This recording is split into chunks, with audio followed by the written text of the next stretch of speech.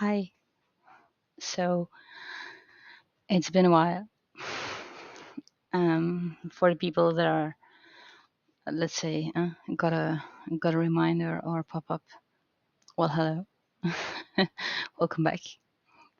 For the people that are new or haven't seen me before, welcome, I guess.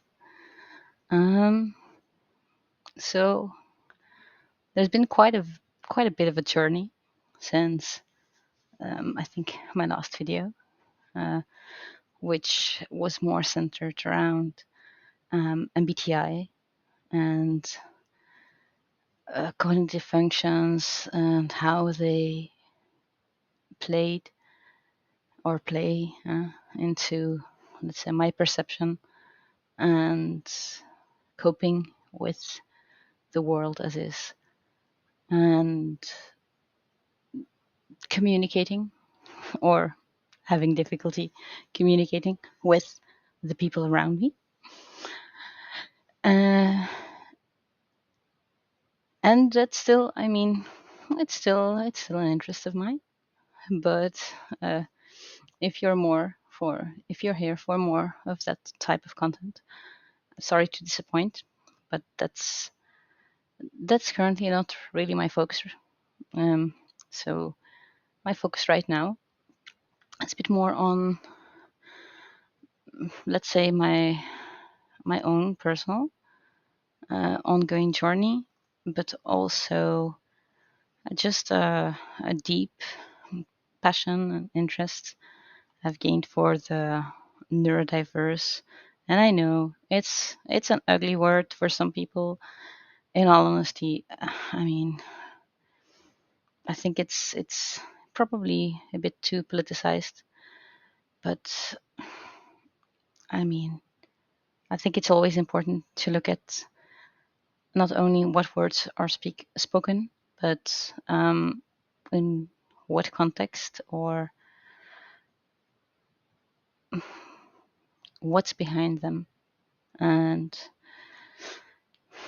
I can only speak for myself, obviously. Um, at least if I want to stay a little bit realist. For me, when I say neurodiverse, it's literally that. It's difference in neurocognition, and yeah, that's about it.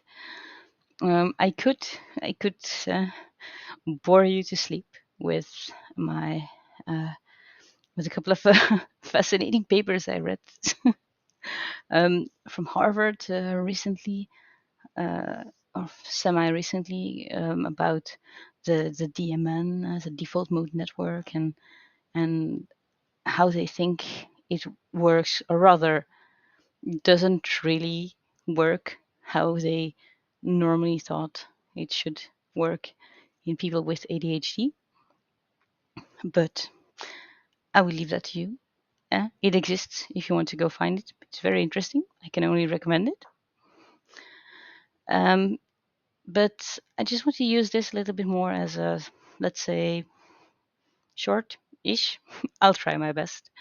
Reintroduction of, well, who I am, where where I am currently in life. Not per se my full personal life, because I don't think that's really of that much interest to anybody aside myself, but rather my interests and what kind of content,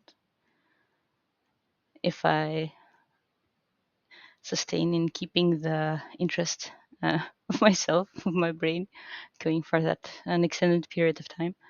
Uh, um, you can find in the future here. So first thing first, my name is Katrien in Flemish, or Dutch, but it's not really Dutch. So please don't. So it's Katrien, or Catherine in French, or Catherine in English. For other languages, I refer you to not me, because those are the ones I speak fluently, reasonably fluently. And well, let's say the last year, I've been going through kind of a deep dive, thanks to in no small part of the rise and the development and the strides that artificial intelligence, namely LLMs, think ChatGPT, Gemini, Claude, uh, these kind of things, have been making. Uh, and it's proven to be quite an interesting journey. At least for me, it has. So interesting that I, well, kind of accidentally started to create a ChatGPT custom bot. Uh, if you own a, I think you need to own a Plus subscription. I'm not entirely certain, or more. So if you go to browse custom bots or browse bots or whatever, there's one that I created, and in in all honesty, it's just kind of the culmination of, well, let's say, my talks with Chat GPT. Well, in so far you can call them talks, um, with the sole purpose of trying to understand my brain and, you know, just figuring out who I am, where I stand, what works for me, what doesn't, uh, especially what doesn't, because I've had plenty of that, and I wasn't too keen on repeating. So yeah, that's kind of where we're at right now. So my name is Catherine. Uh, I have an official ADHD diagnosis, but I also have people very close to me that have ASD diagnoses, and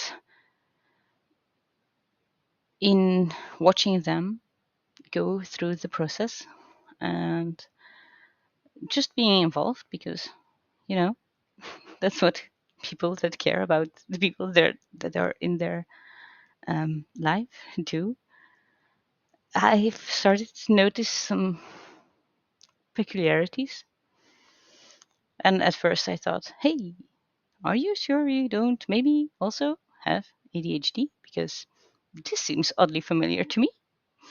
But as it turns out, I was, well, not yet officially, but quite certainly, probably mistaken, as in, it wasn't so much that they resembled me, or rather, the presentation of ADHD that was me, as I thought, but rather that I was more presenting, at the very least, some some well, not some, a strong bunch of traits that actually fall under the ASD umbrella, which obviously was kind of a, well, yeah, let's be honest, it was kind of a shock to me, because it's not something I would have ever considered for myself. But then again, what did I know? My field of interests was, well, aside from IT, which is my core passion and also job, and you know, IT, automation, optimization, efficiency, uh, just everything that has to do with that, AI as well. A little bit hoping to get more into that. DevOps, enough with the with the tech talk, not TikTok, tech talk. But even since my diagnosis, which for ADHD, which was when I was an adult, it explained a lot. As it trauma, and I'm almost afraid to say it, but I mean, I'm a reasonably intelligent person. I'm apparently, this is This is kind of the term for it, hyperlexic. I never heard of it until a couple of weeks ago, uh, but I recognize it profoundly. I think all people that have lived with, near, or you know, in the vicinity of me would agree with me adhering to that definition. Um, yeah, I've been a voracious, and when I say voracious, I'm not exaggerating. I I have actually been a voracious reader. I have bought books literally on. I'm not going to say quantity over quality because obviously quality matters, but like, okay, how thick are the margins? How small is the font? How much pages am I getting for my €5? You know, uh, and consuming a vast amounts of data, especially through the written word. I don't know how not to do it, but so I digress. This will happen. If you're uncomfortable with it, yeah, this might not be the channel for you. I'm sorry. I will try to make the videos more mm, polished, but this is me. So just want to give you a heads up. I don't want to waste anybody's time. Efficiency, you know. So ADHD, that diagnosis came as no surprise to nobody, especially not me. But as I learned now, uh, while accepting and trying to integrate this diagnosis by whichever means. So, for example, that can look like just accepting it for yourself, grieving for the life or school slash career slash whatever you could have had if you had only known.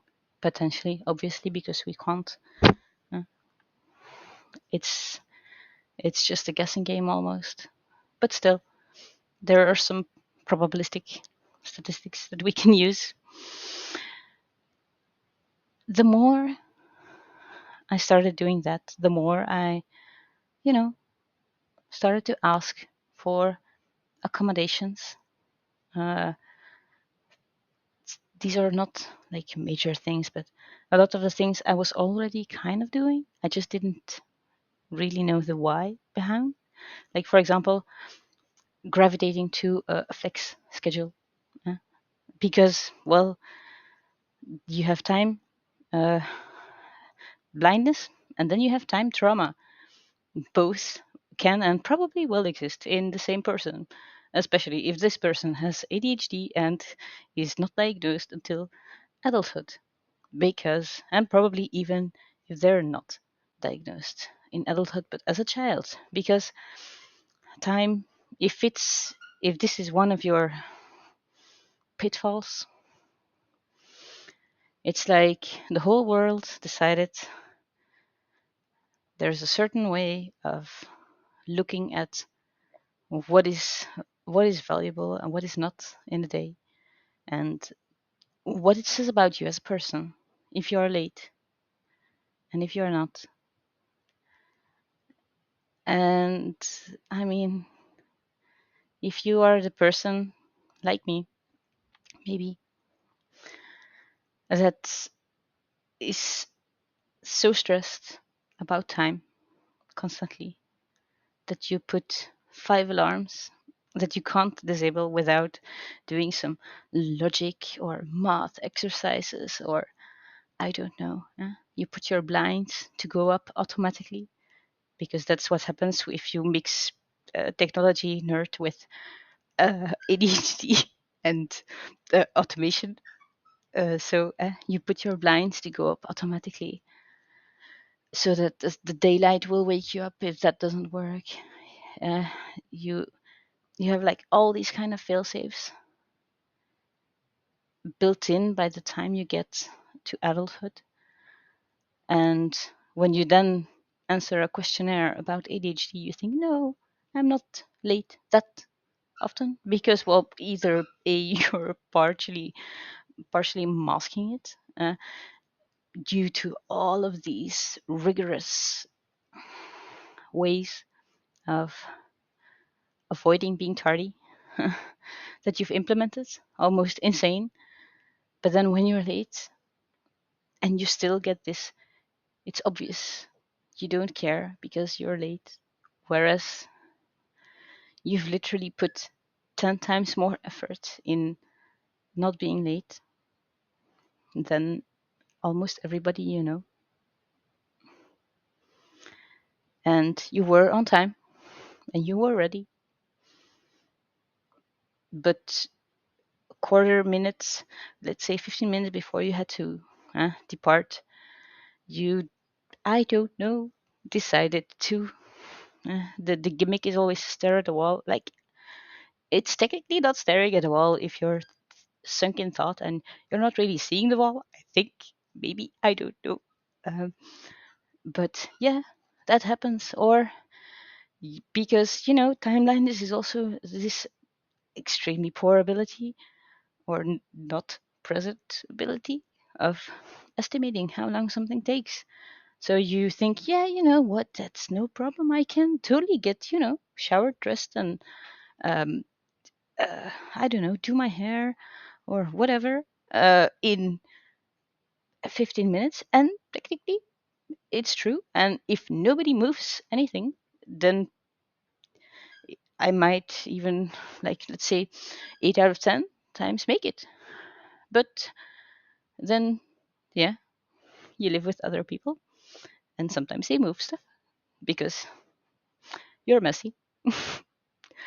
And, well, voila, all of a sudden, you're in that 15-minute window and something has moved, like those shoes that go exactly with your outfit, or the sunglasses you absolutely need because, well, your eyes are way too sensitive, and there's a big fiery ball in the sky out there that just doesn't like you. Have you seen my skin? And my hair? So, voila, you get what I'm saying. And you can't find your sunglasses or those right shoes or whatever. And it's not just, oh no, I will just take something else. It throws you off and you get jumbled. I have no other word for it. You get jumbled, you get flustered. And even though the rational part of you knows, like, hey, this is this is not that big of a deal. I have other clothes, I have other shoes, I can put on a cap. I, there are solutions for these answers.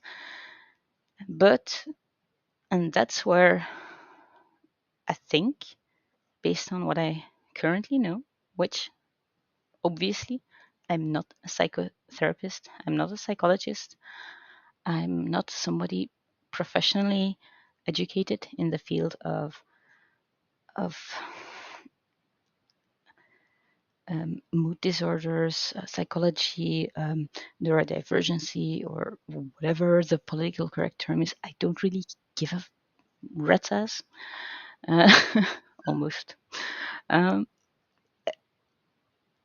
I'm just, I'm just a woman trying to figure out her own brain, trying to understand the world, trying to understand myself, and trying to find, as I did with MBTI, tools to enhance comprehension, understanding, facilitating communication, and a sense of belonging, finding it, fostering it, nurturing it, and, spreading awareness in whatever shape or form is helpful to humanity. But I'm totally not, ambitious. or anything? No. So, as some of you might have guessed, these kind of contradictions, the mix between go with the flow and I need order, and not just I need order because I know otherwise I don't really function well, as I can also see with a lot of, let's say, as far as I and or they know, solely ADHD diagnosed people. It goes a bit further. It's more of a,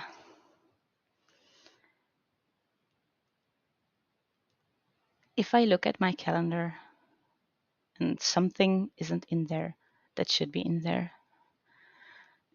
be it from myself, be it from other people that I live with, I will most certainly get livid and will maybe not show it exactly, or I will at least try to temper my reaction, but it will enrage me. As in, why are you not following this oh so simple system? Like, thank the heavens for smartphones. This is coming from a person that literally had all the little appointment cards for, I don't know, the physiotherapy or a doctor's, a dentist appointment, whatever, you name it. I had all of the cards. I collected them as if they were, I don't know, Pokemon cards. I also lost them equally as fast. I have been on wrong days, wrong hours, wrong everything, um, at the uh, dentist, physiotherapist, hospital, you name it. Been there, done that. Not at the correct time. Oops. So for me, smartphones, it's like, hey, calendars, awesome. But then, on the other hand, if there is too much filled in, if I see, you know, like little block, now it's a bit better, but there used to be a time where literally I could see my free days kind of like filling up, and I can't, I don't really have the words to describe the anguish or the special kind of anxiety I would experience at that moment. And this was probably like at least 5 years ago, 6, maybe more. I already felt like there was this dissonance between I need I need the organization, I need the structure, and not just to keep me functioning, eh, or performing or whatever, but also I need it because there's something in me that craves it, that is also very good at creating structure. Following it?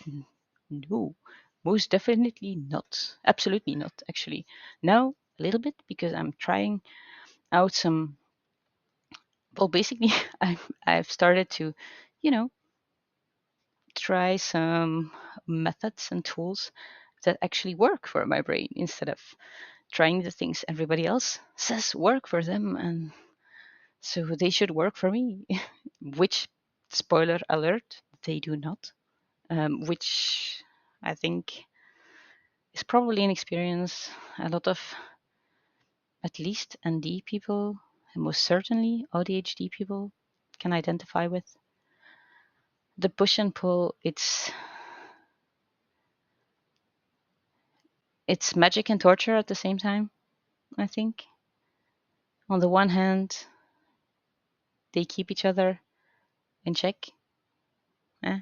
I'm I have friends that are obviously very, very blatantly obviously purely ADHD, and I see I see firsthand the chaos that it can bring in their lives. But I'm not gonna lie, I'm also a little bit jealous because they are the people that I see jumping in head first, and despite life burning them, they keep doing it, and it's one of those things where I think obviously we'll never know. If you're a certain neurotype, you will never know what it is to be another one. You can only experience by observation, closeness, and don't get me wrong, I am the way that I am, and even though I'm still figuring out who that person exactly is, I kind of like the way that I am, or at the very least, I've gotten used to it, and I don't really want to change it, which might be due to the ASD. I don't know if it's present, but the, I mean, there's, I wouldn't, I wouldn't be making this if, let's say, there wasn't a reasonably large certainty already. But yeah, so NeuroCompass, ADHD slash ASD slash AuDHD. I'm not gonna support tool. It sounds so patronizing. Look, if there's one thing I try to not make it is patronizing, because I hate that overly supportive, gooey conversation style that you sometimes get. So I'll put the link down here below. Even if you don't have a Plus account, you can still try it out, test it. I don't get any money from it or something. It's just something, in all honesty, I made it because I was sick and tired of, having to redefine the rules of conversation. So it has different conversation styles, some brain energizers, which is just, I don't know, a gimmicky term I decided to use for mini. You have like speed runs, side quests, and hard mode quests. I'm a gamer, so sorry. Uh, to elevate the dopamine levels in your brain through a mix of silly mental and physical, or only mental exercise. And there's a couple of deep dive topics and conversation styles that incorporate some humor and understanding, and maybe invite you to dive a little bit deeper into some topics. But again, see, it's just something I trained on my conversations with LLMs, and that I decided to make a bot from because, well, in all honesty, I just accidentally shortcutted my way into it and decided, oh, well, why not? But maybe it can be of help to you. So I'd be happy to hear your opinions, thoughts on this. I know it's not stylized and whatever. It's authentic. And in all honesty, especially in this day and age, sometimes that's just all I crave. So I hope there are some of you that might find it interesting. So until the next time, maybe.